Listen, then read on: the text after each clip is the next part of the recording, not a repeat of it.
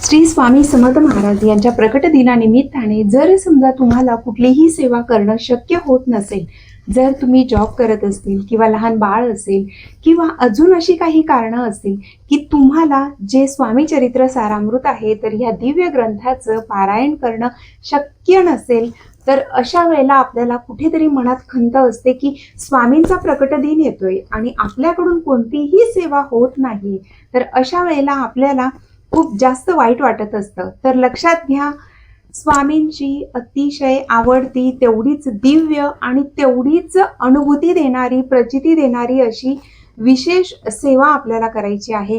ती स्वामींची अत्यंत आवडती अशी सेवा आहे आणि अगदी सर्वांना जमेल अशी ती सेवा आहे. तर ती सेवा कोणती आहे? स्वामींच्या प्रकट दिनानिमित्ताने जर तुमच्याकडे जास्त वेळ नसेल, अजून काही अशी कारणं असतील की इच्छा असूनही जेव्हा आपण करू शकत नाही, घरात काही घरांमध्ये असंही असतं की महिलांनी म्हणजे घरातल्या व्यक्तींनी घर सांभाळून जरी सेवा भक्ती केली किंवा उपास तापास केले किंवा अनुष्ठान केले, पारायणं केली, तर घरातल्या काही लोकांना ते आवडत नाही. सर्वच लोक आस्तिक असतात असं नसतं आणि काही आस्तिक जरी असले तरी सुद्धा त्यांना खूप जास्त देवदेव केलेलं आवडत नाही. तेवढ्यापुरता तेवढं त्यांना आवडतं. आणि घरातली व्यक्ती करत असेल तरी सुद्धा ते काहीतरी बोलत असतात किंवा त्यांना पटत नाही. मग उगाच त्या कारणांवरून घरात वादविवाद होण्यापेक्षा आपण घरातलं वातावरण चांगलं कसं राहील हे सुद्धा बघायचं आहे.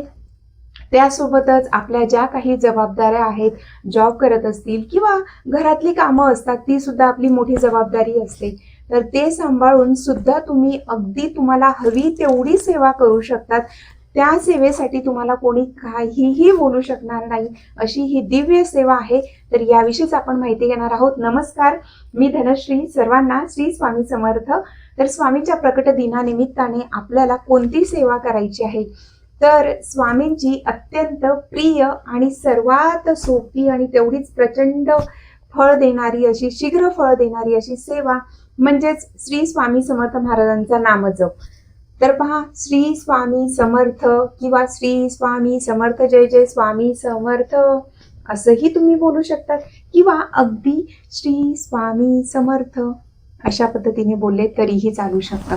तर पहा, जेव्हा ही खूप जास्त प्रभावी सेवा आहे आणि आपल्याला सर्वांनाच माहिती आहे की कलियुगामध्ये सर्वश्रेष्ठ आणि सर्वात सोपी आणि सर्वात लवकर फळ देणारी आणि जे काही आपलं पूर्वसंचित पापकर्म आहे ते पापकर्म नष्ट करणारी सेवा म्हणजेच नामजप. मग ते नामजप, आता आपण स्वामींच्या प्रकट दिनाविषयी बोलतोय आणि स्वामींच्या प्रकट दिनाविषयी आपल्याला स्वामींची सेवा करायची आहे. म्हणून आपण श्री स्वामी समर्थ, श्री स्वामी समर्थ, श्री स्वामी समर्थ या दिव्य मंत्राचा आपण नामस्मरण करायचं आहे, नामजप करायचा आहे. तर ही सेवा बघा, बऱ्याच वेळेला आपल्याला भक्ती करायची असते पण त्याचे नियम भरपूर असतात किंवा एवढ्या दिवसात एवढं व्हायलाच हवं, हा नियम नको, तो नियम आपल्याला पाळायलाच हवा, हे आपण असं करूच शकत नाही, ते केल्याने असं होईल, असं भरपूर काय काय असतं. मग त्यावेळेला खूप जणांची इच्छा, सेवा करण्याची इच्छा असून सुद्धा फक्त त्याचे नियम कडक आहेत किंवा सर्व काही आपल्याकडून होईल का, संकल्प केला तर तो संकल्प पूर्ण होईल का, असे अनेक प्रश्न आपल्या मनात येत असतात. आणि म्हणूनच ह्या प्रश्नांमध्येच आपण एवढे गुरफटतो की आपल्याकडून सेवा भक्ती होत नाही. तर मग अशा वेळेला आपण स्वामींची अतिशय दिव्य सेवा म्हणजेच नामस्मरण. तर नामस्मरणासाठी कोणत्याही पद्धतीचं कुठलंही बंधन नसतं. तुम्ही त्यासाठी म्हणजे की अगदी वेळ काढायलाच हवा असं नाही. वेळ तर काढावाच लागेल तर नामस्मरण होईल, पण सांगण्याचा उद्देश हा की त्यासाठी अगदी तुम्हाला 2 तास तिथे एका जागी बसूनच ते करायला हवं असं सुद्धा नाही. तुम्ही अगदी तुमची रोजची कामं जी असतील, घरातली कामं असतील, ती घरातली कामं करत असताना सुद्धा तुम्ही नामस्मरण करू शकतात. त्याचबरोबर जर तुम्ही जॉब करत असतील तर जॉब करत असताना आपली कामं जरी आपण करत असलो, ज्या ठिकाणी तुम्ही जॉबला असतील तर तिथे तुम्ही फक्त ते कामं सोडून नामस्मरण करतील का? तर नाही. पण जेव्हा असं होत नाही की आपण जेवढा वेळ तिथे असतो कामाच्या ठिकाणी तेवढा वेळ आपण फक्त काम करत असतो, असं नाही.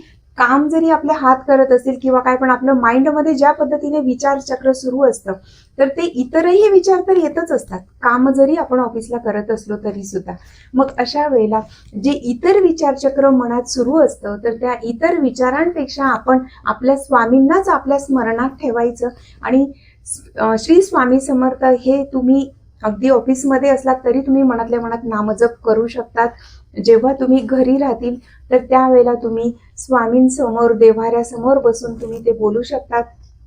आणि जर समजा तुम्हाला वेळ, अगदीच चांगला वेळ असेल, तर अशा वेळेला तुम्ही श्री स्वामी समर्थ या मंत्राच्या हव्या तेवढं तुम्ही नामस्मरण करू शकतात. मग त्यासाठी एका जागी बसूनही तुम्ही करू शकतात जर वेळ असेल तर.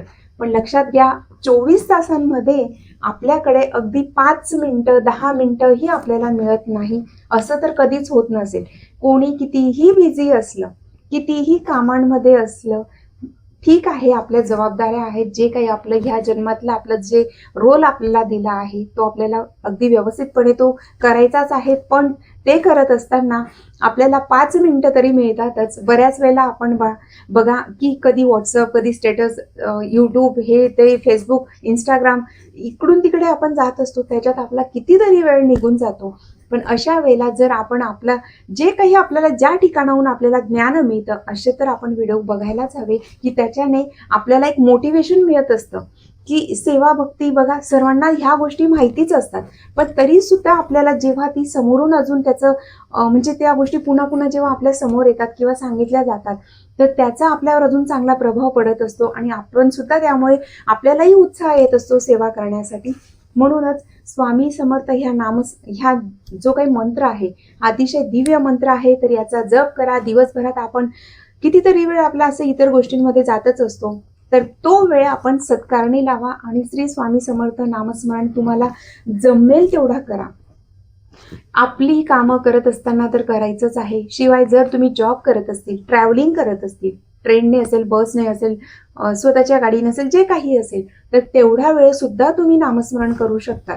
त्यानंतर बऱ्याच वेळेला असंही होतं, आपण कुठेतरी जातो, कोणाची वाट पाहत असतो किंवा कोणी येणार असतं किंवा काहीही असेल, अशा वेळेला आपण उगाच मोबाईलमध्ये रील्स स्क्रोल करत बसण्यापेक्षा आपण त्यावेळेला सुद्धा नामस्मरण करू शकतो.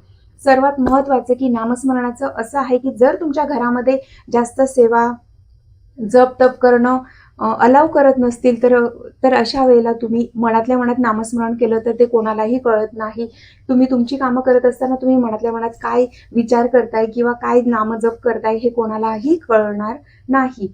हे का? कारण बऱ्याच ठिकाणी असं असतं की घरात त्यांना सेवा करायची इच्छा असते महिलांना, पण घरात जास्त करू दिली जात नाही. अशा वेळेला तुम्ही अशा पद्धतीने सुद्धा करू शकता. त्यानंतर महत्त्वाचं की हे कलियुग आहे आणि कलियुगातली सर्वश्रेष्ठ आणि सोपी सेवा म्हणजे नामजप.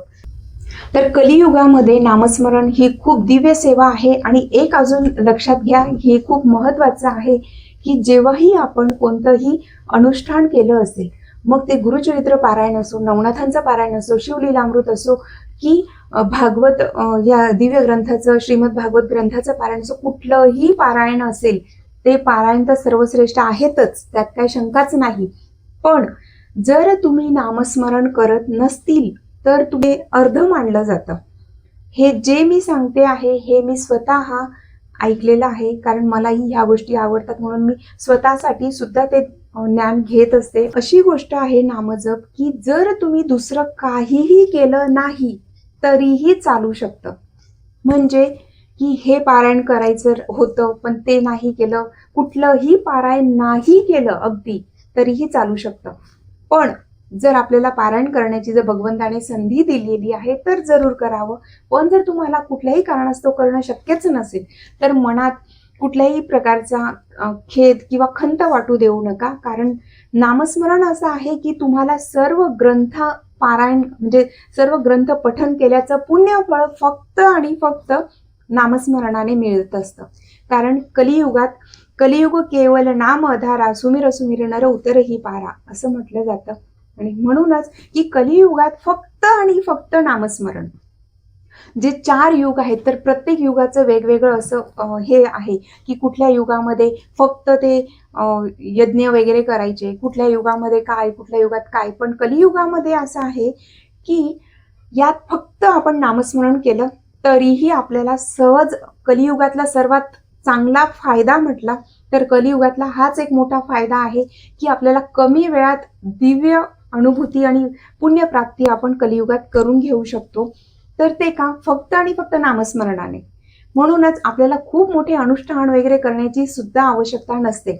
आपण जे काही करत असतो त्यात होम हवन वगैरे जे काही पूर्वी केलं जायचं इतर युगांमध्ये, तर ते त्यांच्या वेळेला ते योग्य पद्धतीने ते करायचे. पण कलियुगात आपल्याला सर्वच माहिती आहे, तूप असेल किंवा इतर काही गोष्टी असेल सर्व काही भेसळ असतं आणि त्यामुळे आपण जे काही हवन वगैरे करतो तर ते योग्य पद्धतीने होतच असं नाही. म्हणून फक्त नामस्मरण जे आहे, म्हणूनच कलियुगाचा हा सर्वात मोठा आपल्याला फायदा आहे की आपण कलियुगामध्ये नामस्मरणाने आपल्याला सर्व काही मिळू शकतं.